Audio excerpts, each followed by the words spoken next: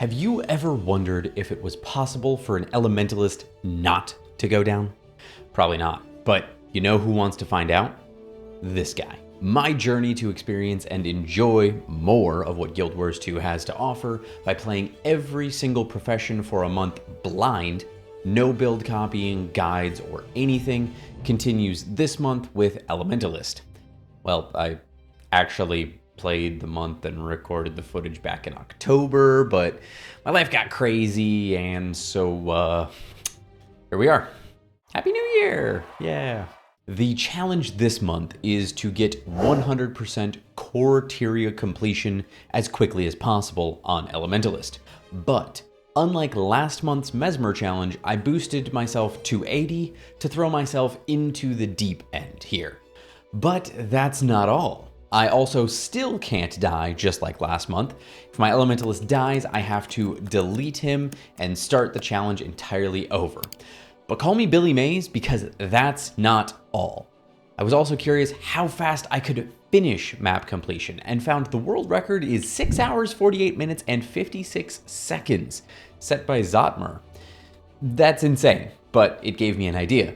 I don't have nearly as much time to game as I used to, so I wanted to challenge myself to get 100% completion done in 20 hours or less with no research or prep. Nothing. But as crazy as my idea was this month, I wanted to make sure my Elementalist was a very logical, thematic choice for the profession, not just some token meme. Naturally then, the most logical choice was a Norn with this sick mustache. I mean, come on, you can't kill someone with a mustache this amazing. It's literally illegal. Probably. But even with a beautiful work of art like Pontifex here, I needed a plan of action. I need more hero points, but I'm out of those handy testimonies of heroics. I blew them all in my last several videos. So, after grabbing my celestial gear and weapons, I went through expansion content to farm up enough hero points to get my elite specs finished. After that, all that was left was to figure out what maps were part of what 4 regional zones and get started.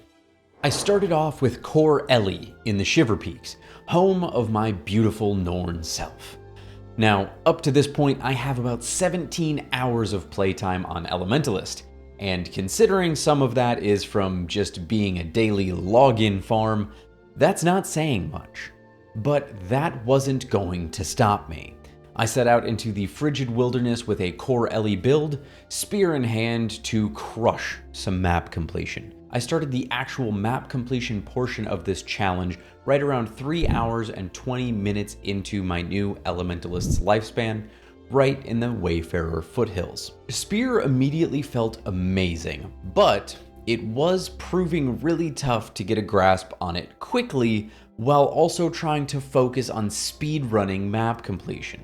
The etching skills are a really cool concept, but it took me some time to dial in the rotations to make them ideal while rushing through everything. But even as I started to learn Spear, remembering to cycle through elements rather than waiting for cooldowns, while also trying to think about what my next 2 moves are for map completion routing, was proving to be a challenge.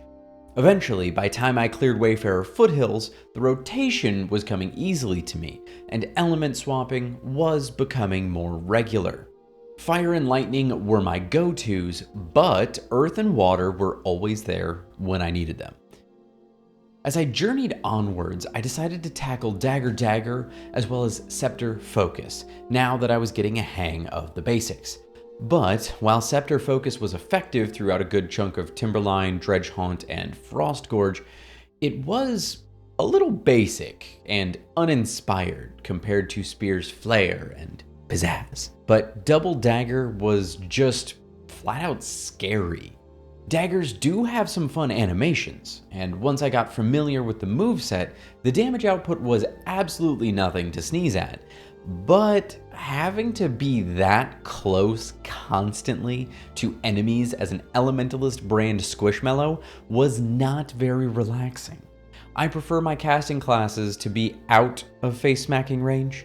Eventually, 4 hours and 36 minutes after starting the map completion portion, this Squishmallow managed to clear the Shiver Peaks.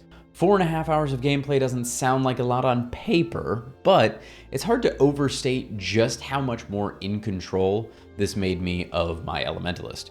My core build was Fire, Earth, and Arcane in a 1-1-1, 3-1-2, and 1-3-1 trait line, respectively. So far, I was grasping Elementalist already a lot better than my previous attempts. Who would have thought that reading tooltips helps? But with the first leg of my journey out of the way, it was time to turn up the heat, and Ascalon was about to meet the Catalyst. I started smashing everything in my way in the Plains of Ashford with Catalyst Hammer, from Smokestead all the way to Ascalon City. Skrit, Ghosts, and Flame Legion reduced to splat marks on the landscape. But while Hammer's abilities, like the number 3 spinning projectile skills, were fun, unleashing destruction on enemies and all of that fit into the fantasy concept of a massive, bulky Norn Elementalist, that did not help me with time. Time was not on my side. Thankfully, the Jade Sphere mechanic was simple and extremely effective, easily synergizing with Relentless Fire and Invigorating Air, along with quickness snacking to help me crush things even faster. But as I fought my way across Ascalon, I switched back to using Spear because it was just so effective and had double the range. But even with that more effective swap, I still clocked in at the end of Ascalon with a total time of 13 hours and 35 minutes, which means 46% of map completion took me 10 hours and 15 minutes. That's a strong pace, but certainly not fast enough to meet my goal. Catalyst was a blast, and having essentially on-demand infinite quickness is fantastic. My build was Fire, Air, and Catalyst in a 1-1-1, 3-1-1, and 1-3-3 trait line, respectively. But as fun as that was, my time as a Tempest needed to begin. And as I journeyed to the land of tiny Norns, aka humans, speed was on my mind. As I was stomping worms and bandits alike, I immediately noticed the similarity in Tempest to the Catalyst Jade Sphere mechanic, with 2 critical differences. The first was that the Tempest elemental overloads gave alacrity and not quickness. Alacrity is useful, but it doesn't feel as fun as quickness. You can fight me on that. The second was that while you built up energy to deploy your Jade Spheres as a catalyst, Tempest's overloads were on a 6-second cooldown after switching to that attunement, which is understandable.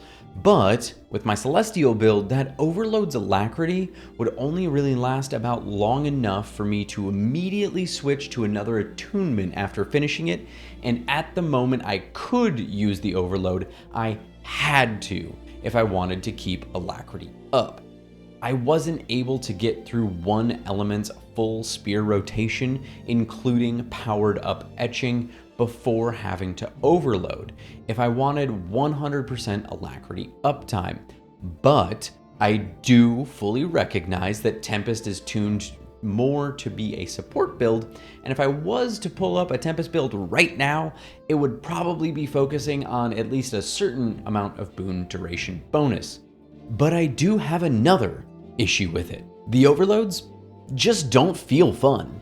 I much prefer using my weapon skills and utilities, and all of the overloads, you just press a button and sit there for the next 4 seconds while it just pulses its effect. This could be good if you're feeling overwhelmed in a moment, giving you 4 seconds to just reassess everything and get back into a rhythm. But I'm just not a huge fan. And that's fine. Not everything in a game is made for everyone. While I fully recognize Tempest would probably be a fantastic group support build, I would probably still bring Catalyst as a quick DPS since I think it's just more fun. But Tempest definitely didn't treat me poorly. I was still effective in clearing out content. Using a Tempest build of Air, Water, and Tempest in a 3-1-1, 1-3-3, and 3-2-2 trait line respectively was doing well for me. I ran water here, so I didn't just use fire and air the entire month. I also could have swapped the Lucid Singularity over to Transcendent Tempest since I was doing solo content. However, the issue I had with the overloads would more or less have been the same since the damage buff lasts 7 seconds, which is about the same time, if not a little bit less than my max alacrity from an overload lasted, thus not really solving my issue. But as effective as I was feeling at the time, as I wrapped up the Land of Tiny Norns, I was just shy of 19 hours, putting my total map completion time thus far at 15 hours and 40 minutes. I only had about 4 hours and 20 minutes to finish the final 23% of map completion, some of this being in the most deadly Core Tyria zones. But to make matters even more difficult, it was time for my most dreaded spec of the month. The very moment I switched to Weaver, I finally understood the memes. I have never looked into how Weaver worked, ever. I've never been a huge fan of Elementalist, so I mean, why would I? But here, standing in the Maguma jungles, I realized just how long this last push is going to feel. I had saved the longest stretch. This was 8 full zones compared to 6 everywhere else, not counting capital cities. But even better, the most deadly zones, or were ahead of me in this section. And to top it all off, trying to think about how to play the best I could as a Weaver was head spinning. However, I had 0 time to sit and think about it. The clock was ticking. The 4-hour and 20-minute clock, to be exact. As I fought my way across Metrica province, the first zone on my list, I found some hope for my Weaver. You start off with one element, but when you switch to a second element, the new one you chose becomes your primary, and your original primary becomes your secondary. It's a very simple concept with high-level applications to make the most out of it. But, thankfully, I found that most things in Core Tyria simply just die too fast for Weaver to become complicated. Swapping between fire and lightning continually as primary and secondary elements got things done, and done well. But even when I slipped up and swapped to have both elements be the same, I had taken a trait that specifically gave me a buff when that happened. I chose this not because I wanted to focus on one element, but because I know myself. I knew it would happen. I know how bad I am at the game, thank you, but was still trying to mix and match as much as possible to get a real feel for Weaver, rather than treating it like a single element Core Elementalist build. This was the most overwhelmed I felt the entire month. I was clearing the content fine, but I wasn't exactly hitting the Mach speed I needed to pull it off. But even worse, I wasn't getting an extremely strong grasp of the best way to use the different element swaps with Weaver, even just focusing on Spear. It felt as though there was just a pane of glass between me and the understanding of it. I felt like I should understand it, that I could see it, but I just never got there. But even with that barrier in the way, I was able to reach 100% completion for Core Tyria, and was finally 2 gifts of exploration richer. All without dying a single time. My undoubtedly incorrect, horrible Weaver build was Fire, Air, and Weaver in a 1-1-1, 3-1-1, and 1-1-1 trait line, respectively. So I fell a bit short on even halfway understanding Weaver. If I really want to learn and understand it, I could probably use an entire month just playing that and building routines on training golems. Even then, I'm not sure I'd benchmark anywhere close to the good Weavers out there. But what was my completion time? Well, coming in at a nice, crisp 26 hours and 3 minutes total, subtracting my hero point prep time, That puts me at a whopping 22 hours and 43 minutes. I couldn't quite get my sub 20-hour challenge, but I was surprised by how much progress I was able to pack into such a short amount of time, and how much fun I had while I was doing it. I forced myself to learn on the fly, but I was still able to go from dying constantly on my previous Elementalist attempts to managing to get through an entire month without dying. But even better, since it had been so long since October that I began finally writing about my experiences for this video, I wanted to hop back on my Elementalist to refresh myself on the notes I took during the month. But to my surprise, I was able to fully complete Janthier Wilds, including random events, a Shadow Behemoth, and more, all without dying still. I was able to pick Catalyst back up very, very easily, and that right there means to me that all of October, as well as the rest of all of these months of past profession challenges, have been so well worth it.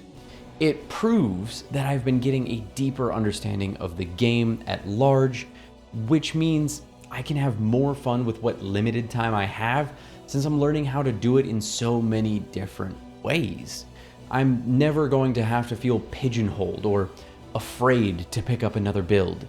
You can live that vicariously through me by clicking on this playlist right here to see the rest of the challenges I've done so far.